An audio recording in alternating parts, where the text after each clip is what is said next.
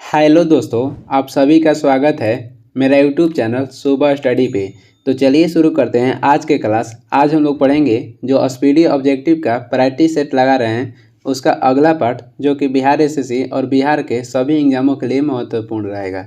तो चलिए शुरू करते हैं। पहला क्वेश्चन हो जाएगा, हड़प्पा सभ्यता का सबसे पूर्वी स्थल कौन है? हड़प्पा सभ्यता के कहेगा सबसे पूर्वी स्थल, तो ये हो जाएगा आलमगीरपुर और ये स्थित है उत्तर प्रदेश में। वही उत्तरी स्थल कहेगा तो ये हो जाएगा मांडा, जो कि जम्मू कश्मीर में स्थित है। पश्चिमी स्थल कहेगा सूतकांगोडोर हो जाएगा, सूतकांगोडोर हो जाएगा, जो कि ये पश्चिमी स्थल है। और दक्षिणी स्थल कहेगा तो महाराष्ट्र में स्थित हो जाएगा दाइमाबाद। आगे देखेंगे, आग का आविष्कार किस काल में हुआ है? आग का आविष्कार कहेगा तो पूरा पाषाण काल में हुआ है। आग जो क्या करता है तो पूरा पाषाण काल में इसका आविष्कार हुआ है। इसे याद रख सकते हैं कि आग का आविष्कार हुआ पूरा जला दिया, यानी कि पूरा पाषाण काल में।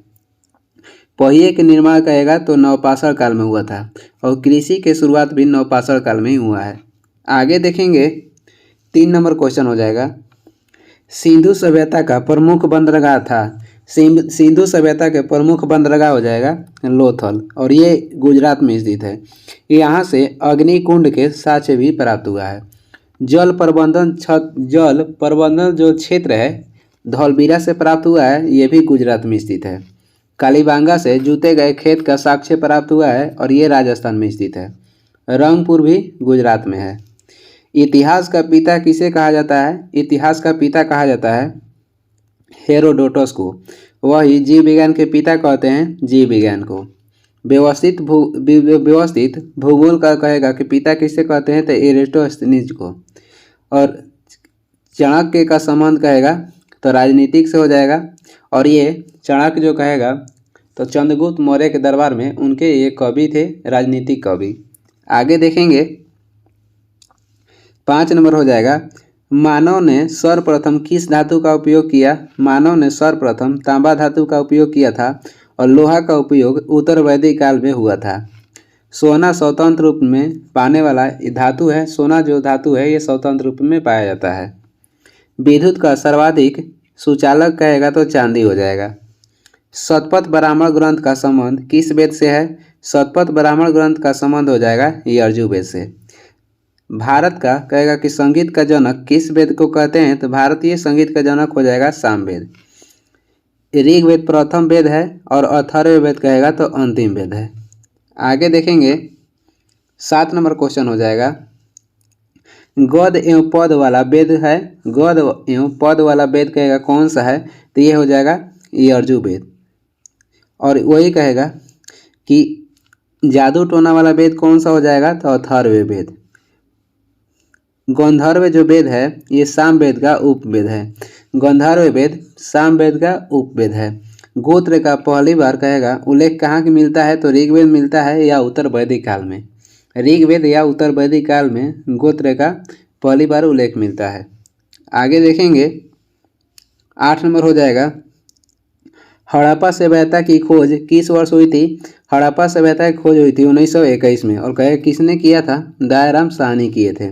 1942 में भारत छोड़ो आंदोलन हुआ था, 8 अगस्त 1942 में। असम में तेल क्षेत्र मिला था 1901 में। असम में कहेगा तेल क्षेत्र कब मिला था? तो 1901 में मिला था। 1935 एक्ट के तहत भारत से बर्मा को अलग किया गया था 1937 में। एक्ट 1935 कब हुआ था? तो 1937 में।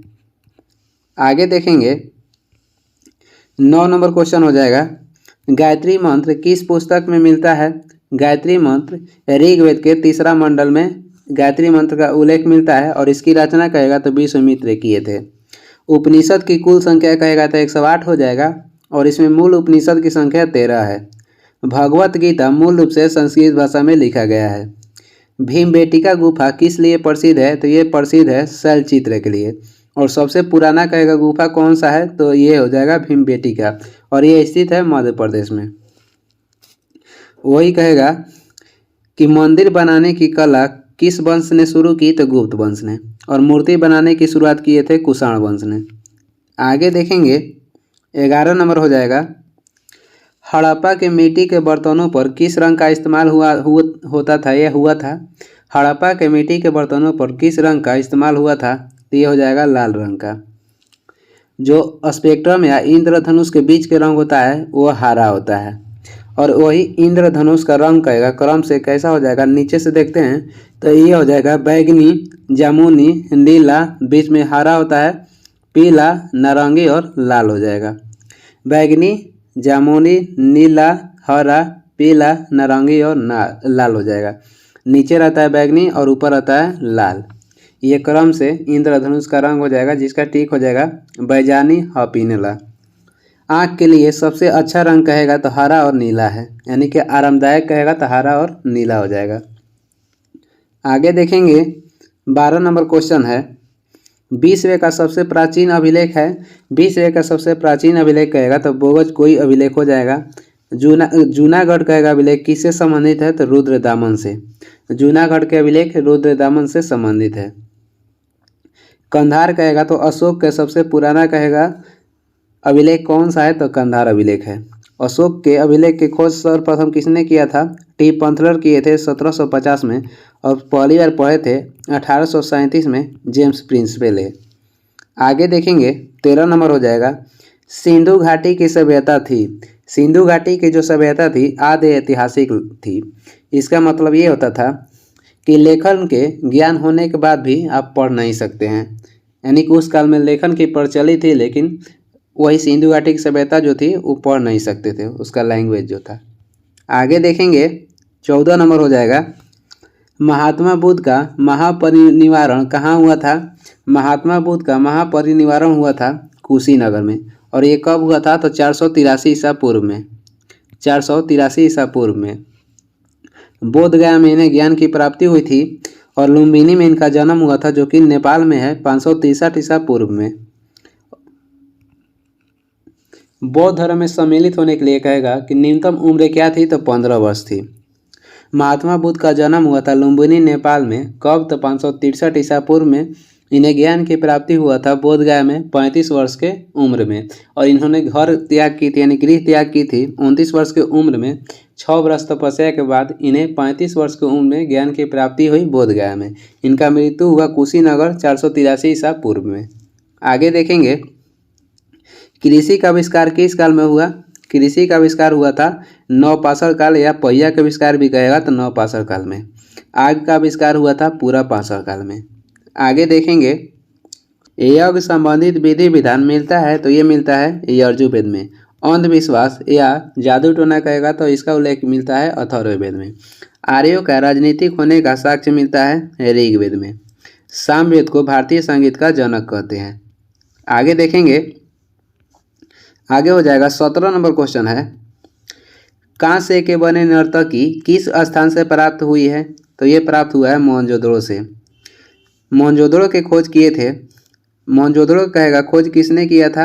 रखालदास बनर्जी किए थे। और मोहनजोदड़ो जो है सिंधु नदी किनारे स्थित है और मोहनजोदड़ो की खोज हुआ था 1922 में। हड़प्पा जो है रावी नदी किनारे स्थित है, इसका खोज किए थे दयाराम शाह ने 1921 में। रंगपुर कहेगा, रंगपुर कहाँ है तो ये गुजरात में स्थित है। आगे देखेंगे 18 नंबर क्वेश्चन हो जाएगा, पुराणों की कुल संख्या कितनी है? पुराणों की कुल संख्या कहेगा तो 18 हो जाएगा। वही कहेगा कि 8वीं अनुसूची में वर्तमान में कितनी भाषाएं हैं? 8वीं अनुसूची में वर्तमान में 22 भाषाएं हैं और जब संविधान सभा लागू हो रहा था उस समय कहेगा तो 14 भाषाएं थी। सबसे पुराना कहेगा पुराण कौन सा है? तो सबसे पुराना पुराण हो जाएगा मत्स्य पुराण। आगे देखेंगे 19 नंबर क्वेश्चन हो जाएगा, मौर्य वंश की जानकारी किस पुराण से मिलती है? मौर्य वंश की जानकारी मिलती है विष्णु पुराण से। वही सबसे पुराना कहेगा तो मत्स्य पुराण हो जाएगा। वायु पुराण के संबंध हो जाएगा गुप्त वंश से। आगे देखेंगे 20 नंबर है, हड़प्पा किस नदी के तट पर स्थित है? हड़प्पा रावी नदी के तट पर स्थित है, जिसका प्राचीन नाम कहेगा तो परुष्णी है। सतलज का प्राचीन नाम कहेगा तो शत्रुति हो जाएगा। भोगवा कहेगा, भोगवा नदी किनारे कौन सा हड़प्पा कालीन स्थल स्थित है? तो ये जो लोथल है भोगवा नदी किनारे गुजरात में स्थित है। हड़प्पा काल की सबसे प्रसिद्ध नदी कहेगा तो सरस्वती हो जाएगा। आगे देखेंगे 21 नंबर हो जाएगा, गायत्री मंत्र के रचनाकार कौन है? गायत्री मंत्र की रचना किए थे विश्वामित्र। और ऋग्वेद के जो मंत्र है कहेगा उसकी रचना किसने किया था, तो अगस्त ने किया था। और गायत्री मंत्र का उल्लेख किस मंडल में मिलता है, तो कहेगा तो तीसरा मंडल में मिलता है। गायत्री मंत्र की रचना कहेगा तो विश्वामित्र किए थे। वही ऋग्वेद के मंत्र की रचना किसने किया था, तो अगस्त किए थे। आगे देखेंगे 22 नंबर हो जाएगा, निम्नलिखित में से सबसे प्राचीन दर्शन कौन सा है। सबसे प्राचीन दर्शन हो जाएगा सांख्य दर्शन, जिसका प्रवर्तक कहेगा तो कपिल मुनि थे। योग दर्शन के प्रवर्तक हो जाएंगे पतंजलि। न्याय दर्शन के प्रवर्तक गौतमी थे। मीमांसा या पूर्व मीमांसा कहेगा तो जैमिनी थे। उत्तर मीमांसा कहेगा तो बदरायण हो जाएंगे। आगे देखेंगे 23 नंबर है, स्मृति ग्रंथों में सबसे प्राचीन है। स्मृति ग्रंथों में सबसे प्राचीन हो जाएगा मनुस्मृति, जिसकी रचना की गई थी शुंग काल में। और मनुस्मृति का संबंध कहेगा तो विधि से हो जाएगा। वैदिक सभ्यता का काल क्या है। वैदिक सभ्यता का काल हो जाएगा 1500 ईसा पूर्व से 600 ईसा पूर्व। आगे देखेंगे 25 नंबर हो जाएगा, ऋग्वैदिक काल में आजीवन अविवाहित रहने वाली महिलाओं को क्या कहा जाता था। ऋग्वैदिक काल के जो आजीवन अविवाहित महिला थी उसे अमाजु कहा जाता था। आगे देखेंगे अगला क्वेश्चन हो जाएगा 26 नंबर, भारतीय संगीत का जनक माना जाता है। भारतीय संगीत का जनक माना जाता है सामवेद को। और भारत का सबसे प्राचीन ग्रंथ कहेगा तो ये हो जाएगा वेद। भारत का सबसे प्राचीन ग्रंथ कौन सा है, तो वेद हो जाएगा। आर्यों का मूल निवास स्थान कहाँ पर था। आर्यों का मूल निवास हो जाएगा मध्य एशिया। और ये किसके अनुसार था, तो मैक्स मूलर। मैक्स मूलर ने आर्यों का मूल निवास जो बताए थे मध्य एशिया बताए थे। वैसे आर्यों जो पहले बसे थे ये पंजाब और अफगानिस्तान में पहले बसे थे। आर्यों का जो पेय रस था वो था सोमरस। आगे देखेंगे और आर्य का एक क्वेश्चन आता है कि आर्य का व्यापार क्या था। तो आर्य का जो मूल व्यवसाय था वो व्यापार हो जाएगा और कृषि। आर्यों का मुख्य व्यवसाय कहेगा तो व्यापार और कृषि हो जाएगा। आगे देख लेंगे 28 नंबर क्वेश्चन हो जाएगा, सबसे प्राचीन वेद है। सबसे प्राचीन वेद हो जाएगा ऋग्वेद और सबसे बाद के वेद हो जाएगा अथर्ववेद। सबसे प्राचीन हो जाएगा ऋग्वेद और सबसे बाद का यानी कि सबसे नया वेद हो जाएगा अथर्ववेद। चारों वेदों का ब्राह्मण ग्रंथ देख लेते हैं। ऋग्वेद का ब्राह्मण ग्रंथ हो जाएगा ऐतरेय। अथर्ववेद के हो जाएगा गोपथ। यजुर्वेद के कहेगा तो शतपथ हो जाएगा। और सामवेद के हो जाएगा पंचवीस।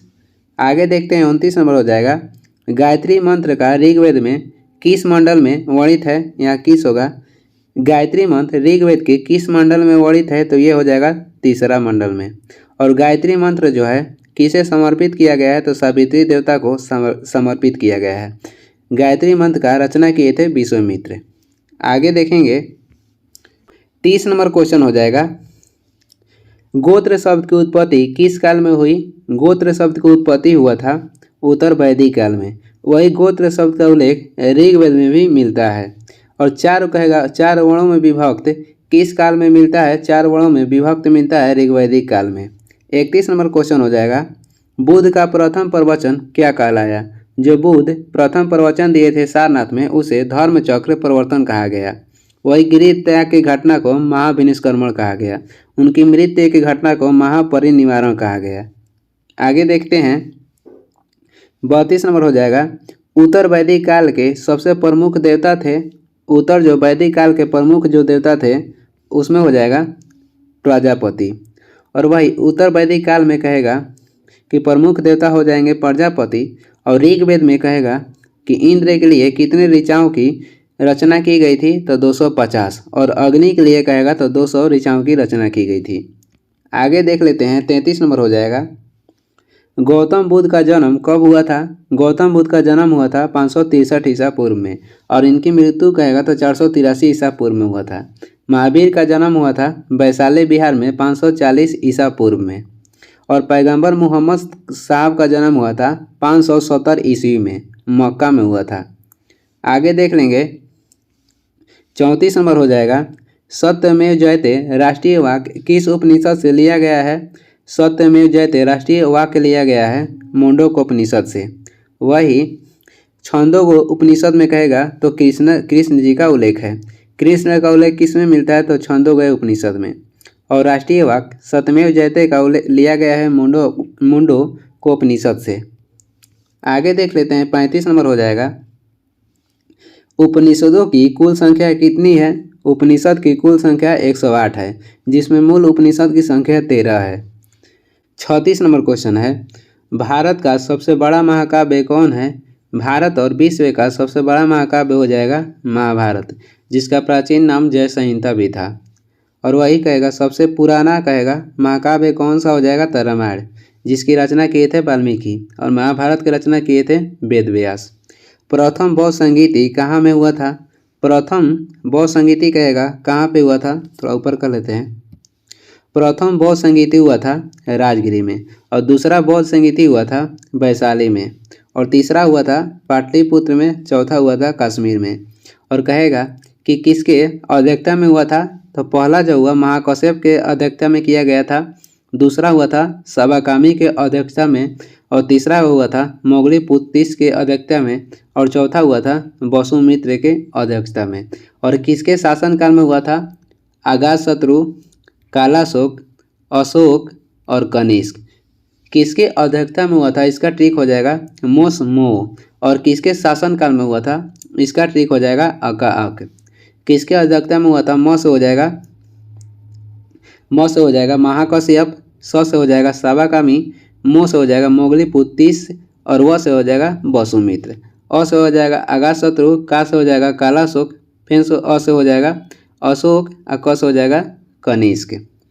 आगे देखते हैं, अगला क्वेश्चन है 38 नंबर, हड़प्पाई समाज कैसा था? जो हड़प्पा समाज था ये मातृ सत्तात्मक था, यानी कि इनमें माता की प्रधानता दी गई थी। और वही आर्य समाज था तो ये पितृ सत्तात्मक था, यानी इसमें पिता को प्रधानता दी गई थी। आगे देखेंगे, 837 कब्रिस्तान कहाँ से मिले हैं? 837 जो कब्रिस्तान है ये मिले हैं हड़प्पा से। और कांसे के नर्तकी की जो मूर्ति मिली है ये मिला है मोहनजोदड़ो से। आगे देखेंगे 40 नंबर हो जाएगा, ऋग्वेद में सूक्तों की कुल संख्या कितनी है?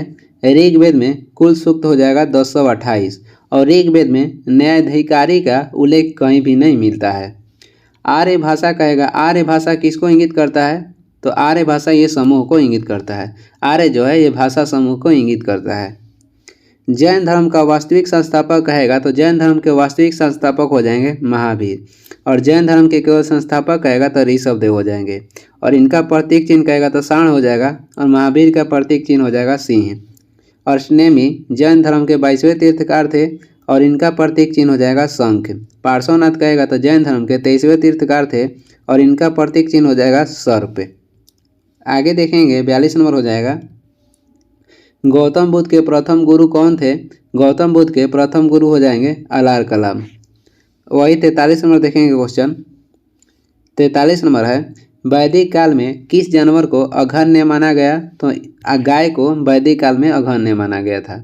आर्यों द्वारा कहेगा कि आर्यों द्वारा निर्मित सभ्यता कौन सी थी? आर्यों द्वारा निर्मित सभ्यता कौन सी थी? तो ये ग्रामीण सभ्यता थी। और भाषा कहेगा आर्यों की कौन सी थी? तो आर्यों की भाषा हो जाएगा संस्कृत। 44 नंबर देख लेते हैं, बुद्ध ने अपना प्रथम उपदेश कहाँ दिया था? बुद्ध ने अपना प्रथम उपदेश दिए थे सारनाथ। भाषा कहेगा तो पाली भाषा में दिए थे, पाली भाषा में दिए थे सारनाथ में। और सर्वाधिक कहेगा तो सरस्वती में दिए थे। महावीर ने अपना प्रथम उपदेश दिए थे राजगीर में, और इनकी भाषा कहेगा तो प्राकृत था।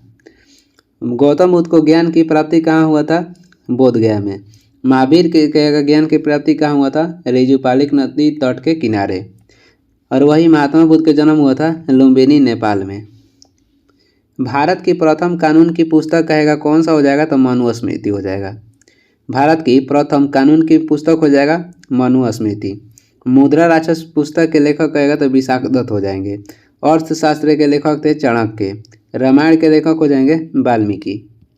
आगे देखेंगे, ऋग्वेद का कौन सा मंडल पूर्णतः सोम को समर्पित है? सोम देवता को समर्पित ऋग्वेद का कौन सा मंडल हो जाएगा? तो 9वां मंडल। और 10 राजयुद्ध का उल्लेख किया गया है ऋग्वेद के 7वें मंडल में। तीसरा मंडल में गायत्री मंत्र को उल्लेख किया गया है, जिसकी रचना किए थे विश्वामित्र ने। 10 राज जो युद्ध हुआ था ये हुआ था परुष्णी नदी के तट पे, और वर्तमान में इसका नाम है परुष्णी नदी का रावी नदी। और किसके बीच हुआ था 10 राज का जो युद्ध था? सुदास और 10 जन के साथ हुआ था। और ऋग्वेद के 10वें मंडल में 4 वर्ण का उल्लेख किया गया है। ये वीडियो का लास्ट क्वेश्चन था और वीडियो को लास्ट तक देखने के लिए धन्यवाद। वीडियो पसंद आ रहा तो लाइक कर दीजिएगा और चैनल पर नए हैं तो सब्सक्राइब भी कर दीजिएगा। कुछ सुझाव या सलाह देना है तो कमेंट करके ज़रूर बताएं और इसका PDF चाहिए तो डिस्क्रिप्शन में टेलीग्राम का लिंक है, वहाँ से डाउनलोड कर लीजिएगा। Thank you. या टेलीग्राम पर सर्च भी कर सकते हैं शुभ स्टडी।